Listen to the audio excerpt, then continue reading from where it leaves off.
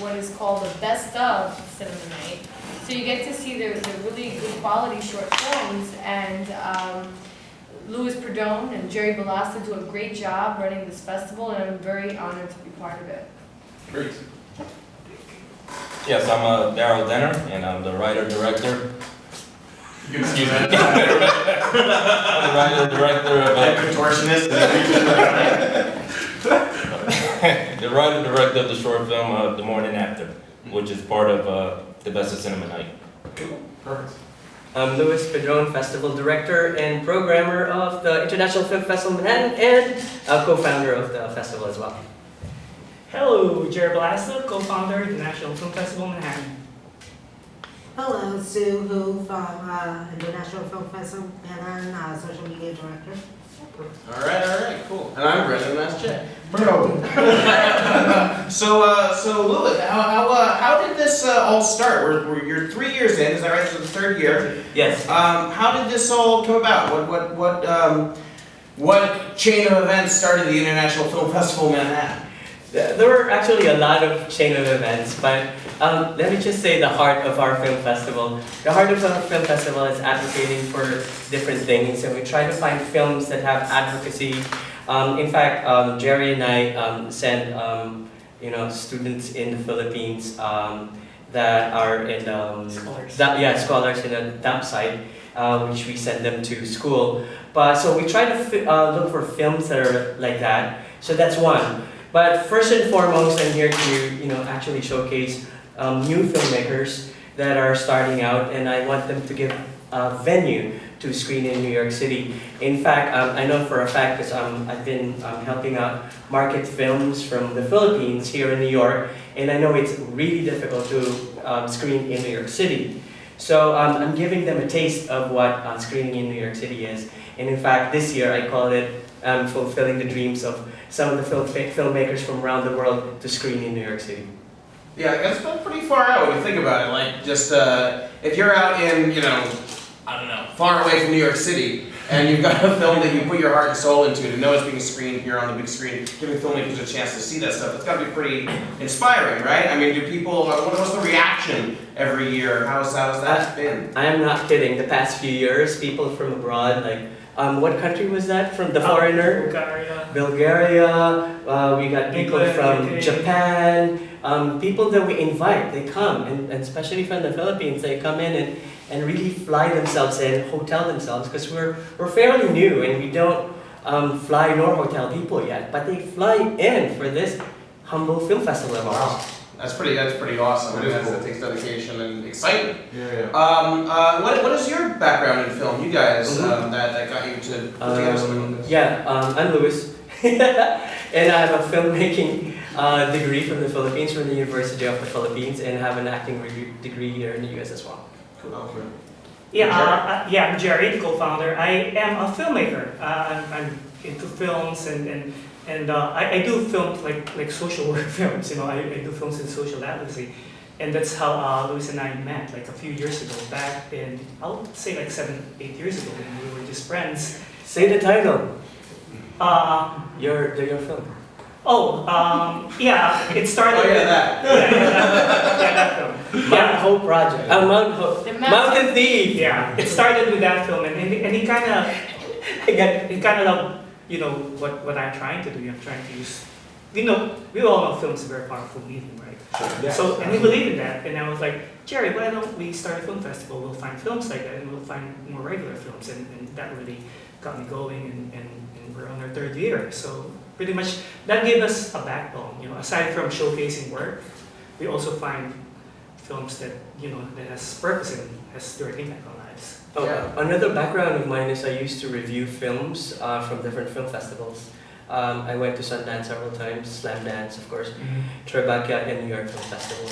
So, and then his background, Gerry, his film actually went to 22 film festivals around the world, and he experienced different levels of film festivals. So I figured, he's gonna bring in all his knowledge from experiencing different film festivals as a filmmaker. Cool. How did all the people around you here get involved? We got a room full of full of people here tonight. We got lots of people kind of coming and going from the hallway. How did you guys all get involved? And we can kind of jump in. You know. Sir Francis. Yeah, Francis Lozada brought us all together. Except Never for done me. this. Sue, who I met at the New York Film Festival, There you go. covering. Social network, Justin Timberlake. Yes. We were seatmates. We were ogling over Justin Timberlake doing his Q&A at the Lincoln Center, and this beautiful friend of mine was just giggling. That's so crazy. That's the same way me and Jay started hanging out. Oh, you're both Yeah. part of the same Justin Timberlake fan club. So you guys know each other, huh? Yeah, exactly. How about Darryl and Francis, and how did you guys get involved? Well, I met Frances because I auditioned for one of her plays a few years ago, called The Insiders, and I actually met Louis while we were doing that play as well. So that's how I started interacting with everybody else. So It's funny you say, I met Louis many years ago.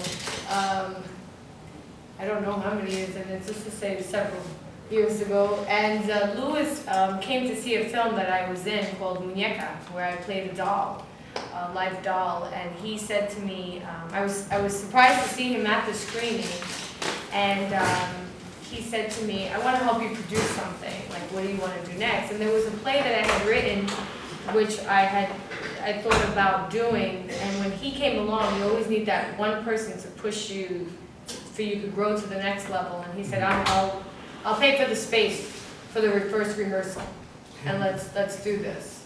And so during that process, I saw that one of the characters fit him very well. And at first he didn't want to do it. The prostitute? No, the comedian. Yeah, What was it well, wrong? the comedians, that The was comedian. almost the same. And he came in and he did an absolute phenomenal job. And now I can't ever replace him because no one can ever play the part like he did. But from that point was where our relationship started to grow, and it's more like he's my brother from another mother. All right. You said you're the curator of a theater? Is that A cinema night. A So cinema, through okay. my process of being an actress, I've met so many filmmakers, and that a friend of mine owns a bar in Brooklyn, and he was Okay. like, you know, what can you do here? What do you know how to do? And I said, well, I know how to mambo dance. He's like, all right, so teach the mambo. I'm like, no, I'm not into that.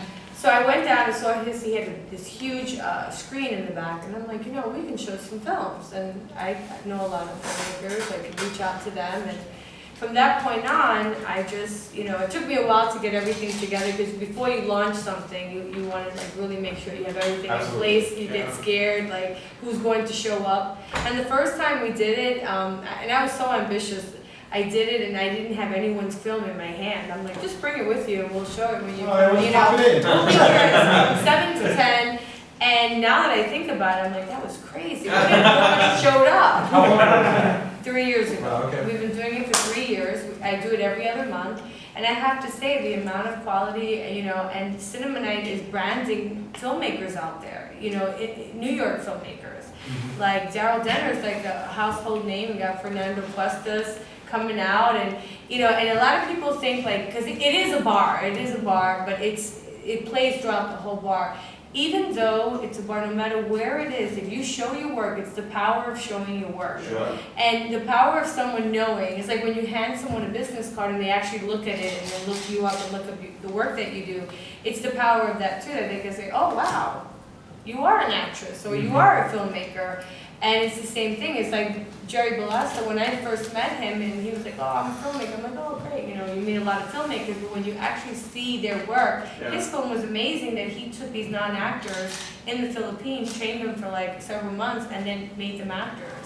It's a great film. Right. I It's mean, the whole like seeing is believing. idea. yeah, so I think Yeah. programs like this, you get to really showcase people's work and show the community, and the next thing you know, someone sees your work and says, hey, I want that over there, or hey, do you know someone? And it just, we build on each other. Grows So, from there. yeah. Darryl, you got a film in the festival this year? yes, I You do. want to tell us a little bit about that? Okay, yes, it's called The Morning After. As I'm pushed closer to the mic. Yes, it's called The Morning After, and it's